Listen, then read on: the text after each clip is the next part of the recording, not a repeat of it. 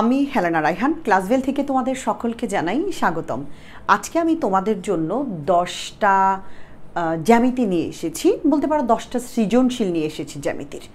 এই 10টা সৃজনশীল যদি তুমি করতে পারো, তুমি ইনশাল্লাহ, আবারও বলছি ইনশাল্লাহ, তুমি জ্যামিতির 20 নম্বর নিশ্চিত করতে পারবে। আমি চ্যালেঞ্জ করব, তুমি পারবে। কিভাবে করবে, কেন এগুলো নিয়েছি, এগুলোর ব্যাখ্যা কি, এভরিথিং তোমাদেরকে আজকে দেখাবো, ঠিক আছে? কারণ সৃজনশীল নিয়ে অনেকেই জ্যামিতিটাই ভয় পাও। ইভেন এখান থেকে একটা 20 মার্কসের একটা ব্যাপার আছে, তো পাও না অনেকে স্টুডেন্টই দেখেছি আমি। তো আমাকে রিকোয়েস্ট করেছো, সেই জন্য আমি ভাবলাম যে ঠিক আছে, আমি কয়েকটা সৃজনশীল বাছাই করে দিই। কারণ সৃজনশীল তো হিউজ। এই 10টা আমি কেন নিলাম, এগুলোর ব্যাখ্যা আমি তোমাদেরকে স্পেসিফিক দিব। তার আগে তোমাদেরকে বলি, এখনও কিন্তু সাইক্লোন অফারে ভর্তি চলছে, অর্থাৎ 490 টাকায় এমসিকিউ, 1190 টাকায় ফুল কোর্স। চাইলেই তোমরা নিতে পারবে। তুমি যদি বলো যে ম্যাম আমি এই মুহূর্তে কোর্স নিয়ে কী করবো, আমি বলবো এটা তোমার একদমই বোকামি। কারণ তুমি যদি মনে করো তোমার গ্যাপ আছে, ইভেন গ্যাপটা রিকভার করা দরকার, সেটা একদিনেও হতে পারে, 2 দিনের জন্য হলেও হতে পারে। কারণ 10টা মার্কস তুমি কিন্তু চাইলেও আর বাড়াইতে পারবা না। একটা গ্রেড কিন্তু চাইলেই মনের মতো ইচ্ছে মতো তোমাকে কিন্তু চেঞ্জ করার কোনো সুযোগ নেই। সো এখন ভর্তি হওয়ার পরও যদি তুমি 10টা মার্কস প্রতিটা সাবজেক্টও নিশ্চিত করতে পারো, এটা অনেক কিছু। এমসিকিউতে দুর্বল আছো, 30 পাওয়ার একটা সম্ভাবনা আছে। ইনশাল্লাহ তুমি 30-এ 30 পাবে এমসিকিউতে। সিকিউতে পাবে 790 টাকায় যদি নাও, আর 1190 টাকায় প্রত্যেকটা বিষয়, মানে 7টা বিষয় পুরো পেয়ে যাবে। তো এটা এমন আহামরি কোনো টাকা না। এই কারণে প্রতিটা এই 7টা বিষয় যদি তোমার কোনো গ্যাপ থাকে, যেমন বিজ্ঞানে গ্যাপ আছে, বাংলাদেশ বিশ্ব পরিচয় যদি গ্যাপ থাকে, ইংলিশের কোনো একটা টপিকে গ্যাপ থাকলে, অথবা গণিতে গ্যাপ থাকলে, তুমি কিন্তু চাইলে এগুলো রিকভার করতে পারো। 2 দিনে বাংলা দ্বিতীয় পত্র শেষ করে ফেলতে পারো। সো চাইলেই সম্ভব। কেমন? বিস্তারিত জানার জন্য ফার্স্ট কমেন্ট অথবা ডিসক্রিপশন বক্স দেখবে, ঠিক আছে? চলো, কোন সেই অধ্যায়গুলো এবং কোন 10টা সৃজনশীল একটু আমরা দেখি। প্রথমত আমরা এখানে যে বিষয়টা দেখব সেগুলো হচ্ছে অধ্যায় কোনগুলো। আমাদেরকে বুঝতে হবে জ্যামিতির জন্য কোন অধ্যায়গুলো পারফেক্ট। আমরা জ্যামিতি হচ্ছে খ বিভাগের মধ্যে পড়েছে। কোন বিভাগে কোন অধ্যায় আমাদের স্টুডেন্টরা এটা জানে না, এখনও আমার অনেক স্টুডেন্ট আছে জানে না। তো তাদের জন্য এই ব্যাপারটা আমাদের অধ্যায় 6, অধ্যায় 7, অধ্যায় 8, অধ্যায় 14, অধ্যায় 15, এই 5টি অধ্যায় আমাদের খ বিভাগের মধ্যে পড়েছে। এই 5টা অধ্যায়ের অল্টারনেটিভ বা বিকল্প আর কোনো অধ্যায় নেই। অর্থাৎ তুমি যদি আনসার করতে চাও, এই 5টা অধ্যায় থেকেই তোমাকে খ বিভাগের জন্য যে 20 মার্কস, এই 20 মার্কস পাবে তুমি, এখান থেকেই আনসার করতে হবে তোমাকে, এছাড়া সম্ভব না। তুমি সারাদিন বীজগণিত করে মরেও যদি যাও, তারপরও সম্ভব না, কারণ ওইটার বিকল্প তো এটা না, এখান থেকে আনসার করতে হবে। তার মধ্যে আবার একটা ব্যাপার আছে, 14 অধ্যায় থেকে সাধারণত প্রশ্ন আসে না, এই অধ্যায়টাকে আমরা বাদ দিব। আজকে আমরা কথা বলবো 6, 7, 8, 15 এই 4টি অধ্যায় নিয়ে। তার মধ্যে অনেক বাছাই করে দিয়েছি, আমি বোঝাতে পেরেছি নিশ্চয়ই। চলো, প্রথম যে অধ্যায়টা, অষ্টম অধ্যায়, স্টুডেন্টদের সবচেয়ে ভয় পায় এবং সবচেয়ে আমি বলবো খুব মজার একটা অধ্যায়। যদিও ম্যাথ অনেক বেশি, কিন্তু একসাথে একটা লিঙ্ক করে করা যায়। এখান থেকে আমি খুবই ভালো করে খেয়াল করো, 4টা সৃজনশীল দিয়েছি এই অষ্টম অধ্যায় থেকে। এই সৃজনশীলগুলো আমি এমনভাবে বাছাই করেছি যে এগুলো যাতে একবারের বেশি 2বার রিপিট না হয়ে যায়, এই জন্য এই সৃজনশীলগুলো নেওয়া। অর্থাৎ অনেক অ্যানালাইসিস করেছি যাতে একই প্রশ্ন বারবার রিপিট না হয়ে যায়, এতে করে তোমাদের সৃজনশীলের পরিমাণ যাতে বেড়ে না যায়। কারণ বেড়ে গেলে তো তোমরা একটু স্বাভাবিকভাবে হতাশ হয়ে যাবে, এতগুলো করতে চাইবে না। সেই জন্য আমি একটা অঙ্ক দ্বিতীয়বার রিপিট হয়নি এমনভাবে এগুলো বাছাই করে নিয়েছি, ঠিক আছে? চলো একটু দেখি। প্রথমে আমি অষ্টম অধ্যায়টা নিয়েছি। অষ্টম অধ্যায় থেকে 4টা মাত্র সৃজনশীল দিয়েছি। প্রথম যে সৃজনশীলটা নিয়েছি সেটা হচ্ছে রাজশাহী বোর্ড 2022। এটার মধ্যে এই সৃজনশীলটা আমি নিয়েছি। পরেরটা সিলেট বোর্ড 2016, তারপরের যেটা দিনাজপুর বোর্ড 2016, তারপরেরটা চট্টগ্রাম বোর্ড 2022। এনাফ এই 4টা অঙ্ক, মানে সৃজনশীল আর কি। এখন প্রশ্ন হচ্ছে, তুমি এই 4টা সৃজনশীল করার পরেও তুমি পারবে না পরীক্ষার হলে। এখন তুমি বলতে পারো, ম্যাডাম এটা কেমন কথা, আপনিই বললেন পারবো, আবার আপনিই বলছেন পারবেন না, পারবো না। হ্যাঁ, পারবে না। কেন? কারণ তুমি যদি এগুলো মুখস্থ করো, কোনো দিনই সম্ভব না। আবার সৃজনশীল কখনো কোনো দিন রিপিটও হয় না। তার মানে সৃজনশীল কী হয়, অঙ্ক রিপিট হয় কিন্তু সৃজনশীল রিপিট হয় না। তাহলে এই সৃজনশীল কেন দিলাম? এই সৃজনশীলগুলো দিয়েছি তোমাদেরকে ম্যাথ সম্পর্কে ধারণা দেওয়ার জন্য, ইভেন সৃজনশীল কীভাবে থাকে সেটা বোঝানোর জন্য। অর্থাৎ তুমি তখনই এই অঙ্কগুলো, এই সৃজনশীলটা পারবে যখন তুমি এগুলো দেখে চিনতে পারবে এটা মেন বইয়ের কত নম্বর ম্যাথ। চলো আমরা মেন বইয়ের এই অধ্যায়ের কোন কোন অঙ্কগুলো করব আর এগুলো এখানে কেমনভাবে দেওয়া আছে সেগুলো একটু আমরা চিনব। অষ্টম অধ্যায় উপপাদ্য 18, উপপাদ্য 20, মেন বইয়ের উপপাদ্য 23, 8.1 7 নং, 8.2 2 নং, 8.3 3 নং, 8.2 না, 8.2 হবে, হ্যাঁ, 8.2 8.3 8.4 এই মানে 5 নং একটা সৃজনশীল আছে, 8.3 নঙে একটা সৃজনশীল আছে, অর্থাৎ সৃজনশীল একটা অঙ্ক আছে। যদি আমরা এই মেইন বইয়ের অঙ্কগুলো পারি, এই 7টা অঙ্ক, এই অঙ্কগুলি ঘুরে ঘুরে ফিরে ফিরে একটার সাথে আরেকটা দিয়ে দিয়ে একবার এক একজনের সাথে সে সম্পর্ক তৈরি করে সৃজনশীল হয়েছে। যেমন এখানে এই অঙ্কটা আমি চিনি দেখে, এখন তুমি চিনো কিনা জানি না, আমার কোর্সে যারা আছে তারা সবাই চিনে, আমি অঙ্ক চিনানোতে প্রচুর গুরুত্ব দিই। এখন এখানে তো এত বড় ক্লাস কেউ দেখবে না ইউটিউবে, আমার 2 ঘন্টার একটা ক্লাস আছে, সেটা তো তুমি দেখবে না। সো দেখবে না বলে এখানে আসলে শেখানো সম্ভব হয় না, কিন্তু কোর্সে এটা শিখিয়েছি। মনে করো প্রথম কথা, আগে যদি তোমাকে চিনাই ফেলতে পারি, পরে তুমি নিজেই পারবা। আগে একটু কষ্ট করতে হয় প্রথম একটা ক্লাস, তারপরে আর কোনো সমস্যা হয় না। যেমন এটা হচ্ছে উপপাদ্য 20, এই যে উপপাদ্য 20, এইটা হচ্ছে এই যে এটা হচ্ছে উপপাদ্য 23, তাহলে 20 আর 23 এটা মিলে একটা সৃজনশীল হয়েছে। এখন আসি এই 2 নঙে। 2 নঙের এই যে খ নম্বর যে প্রশ্নটা, এটা হচ্ছে উপপাদ্য 18, আর গ নং যেটা সেটা হচ্ছে 8.1 7 নং। তার মানে প্রশ্ন চেনাটা হচ্ছে জরুরি, সৃজনশীল এখানে ম্যান্ডেটরি না। কেন? সৃজনশীল তুমি প্র্যাকটিস করার জন্য, অর্থাৎ এখানে MNS আছে, MTS আছে, অন্য জায়গায় PQR XYZ থাকতে পারে, তোমাকে প্রিপেয়ার থাকতে হবে, অঙ্কটা দেখে চিনতে হবে। এখানে MNT আছে বলেই যে আরেক জায়গায় PQRS থাকতে পারবে না এমন তো কোনো কথা নাই। তার মানে তুমি যদি এটা মুখস্থ করো অথবা এটা দেখে দেখে শিখে যাও, তারপরে গিয়ে একটু উল্টায় দিলে আর তুমি পারো না, তাহলে তো সৃজনশীল শিখে তো কোনো লাভ হইল না। সৃজনশীল দেয় প্র্যাকটিস করার জন্য, কিন্তু মেন বইয়ের অঙ্কটা আগে তোমাকে পারতে হবে। উপপাদ্য 20 তোমাকে পারতে হবে, উপপাদ্য 23 তোমাকে চিনতে হবে দেখে, যেই কোনো রূপে সে তোমার সামনে আসবে তুমি তাকে চিনবা। আমি আজকে একটা নীল ড্রেস পরেছি, তুমি যদি আমাকে আরেকদিন হলুদ ড্রেস দেখলে না চিনো, তাহলে বুঝতে হবে তুমি আসলে আমাকে চেনোই না।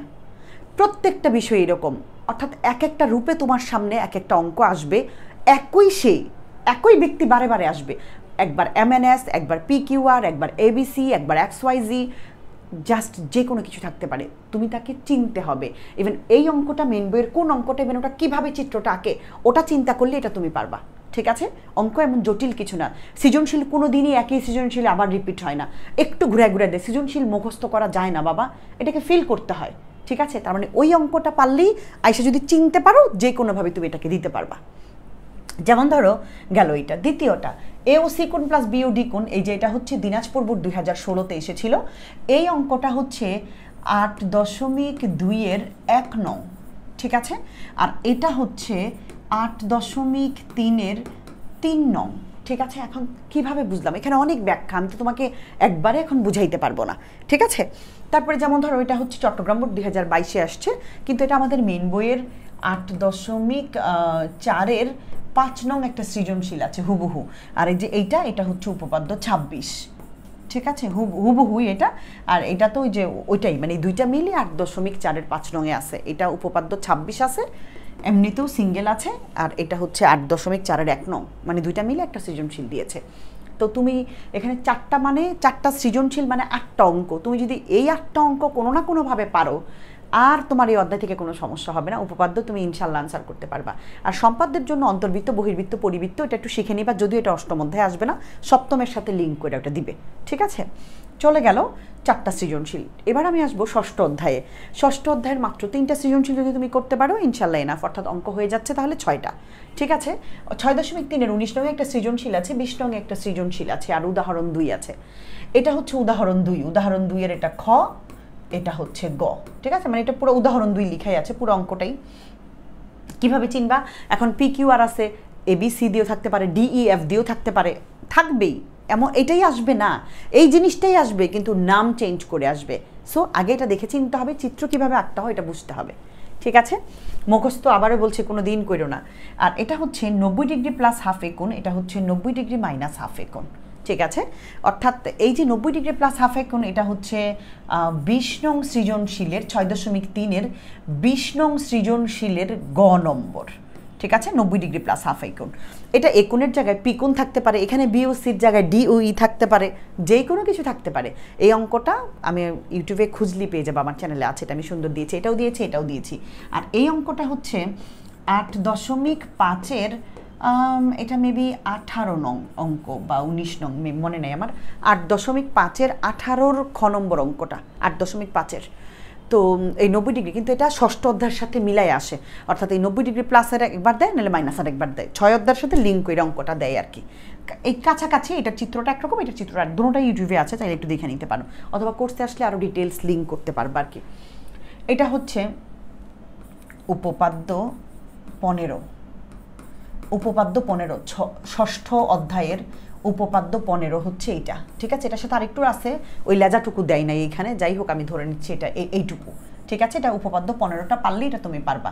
আর এটা হচ্ছে তোমার 15 অধ্যায় 15 এর 9 নং প্রশ্ন। তবে এই দুইটার উদ্দীপক একই, এই দুইটার বেলায় দুইটা মধ্যবিন্দু থাকে, সেজন্য একটা উদ্দীপক দিয়া এই উপপাদ্য 15 আবার সেম উদ্দীপক দিয়েই 9 নং 15 অধ্যায়ের একই সাথে দেয়া যায়। এই জন্য এই দুইটা দিয়েছে, কোন একটা পরীক্ষায় এসেছে ঢাকা বোর্ড 17-তে, আমি এই জন্য এটা দিয়ে দিয়েছি, ঠিক আছে, দুইটা মিলে একটা। আর এটা হচ্ছে 6.3-এর 19 নং মেন বইয়ের দুইটা সৃজনশীল, আর এমনি দুইটা সৃজনশীল প্র্যাকটিসের জন্য, ঠিক আছে। এই একটা গুরুত্বপূর্ণ খ নম্বর, আর এই যে এটা একটা। আমি এগুলো কোর্সে অনেক করিয়েছি, ঠিক আছে। এখন তো আর সম্ভব হচ্ছে না করানো, আমি তোমাকে জাস্ট সম্পর্কটা দেখাই দিতেছি যে তুমি এগুলো কিভাবে করবা। ইভেন এগুলো যদি তুমি চিনতে পারো কোনো সমস্যা নেই, তুমি দিতে পারবা পরীক্ষায়। সবাই তো আর একরকম না, কেউ কেউ নিশ্চয়ই পারো, তারা এগুলো প্র্যাকটিস করবা যদি তুমি পারো। ইভেন প্রশ্নটা খেয়াল করবা তুমি চিনতে পারো কিনা।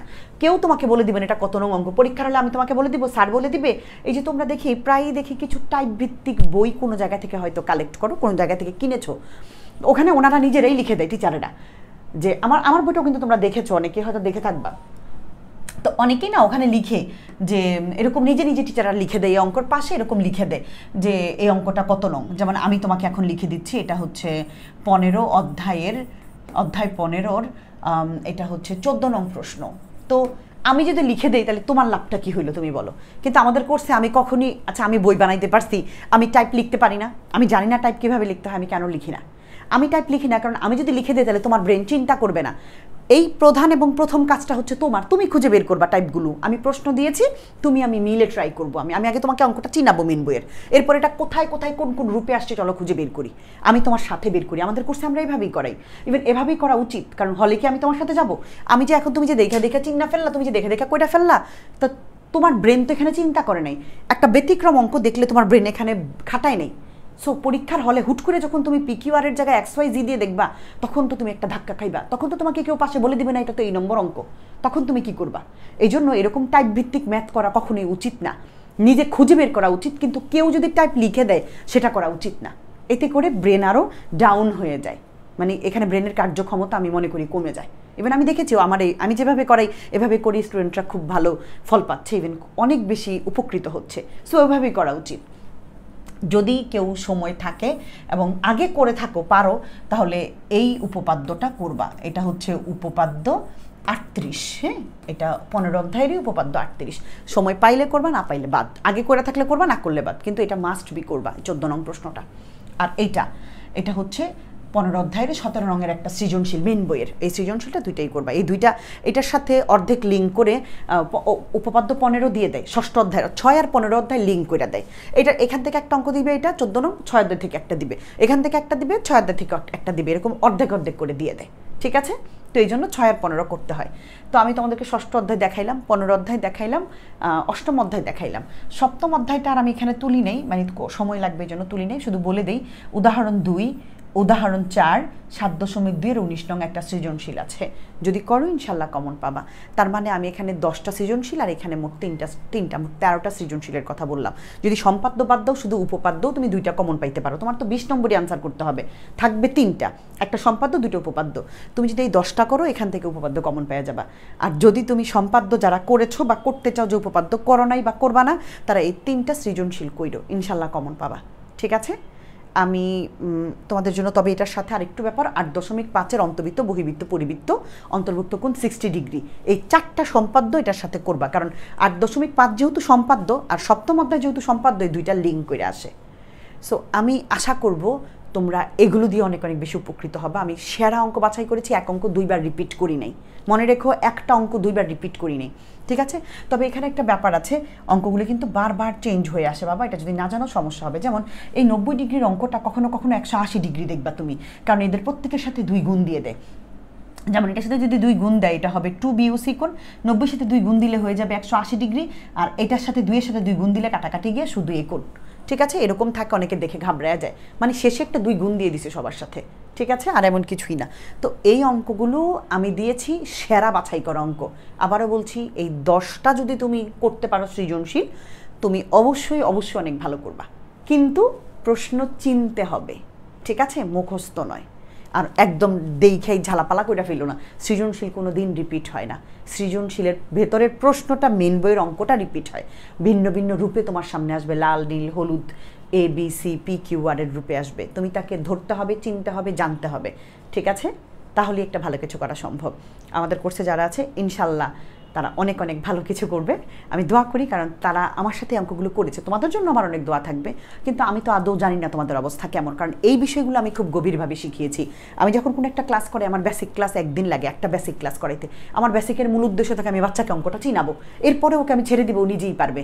আমি যদি তোমার 100টা অঙ্ক করাই দিই, লাভ কি? হলে গিয়ে যদি একটাও না পারো। কিন্তু আমি যদি একটা করাই দিই, তুমি যদি 100টা পারো, সেটার দরকার আছে বাবা। ভালো থাকো সবাই, সবার জন্য অনেক অনেক শুভকামনা।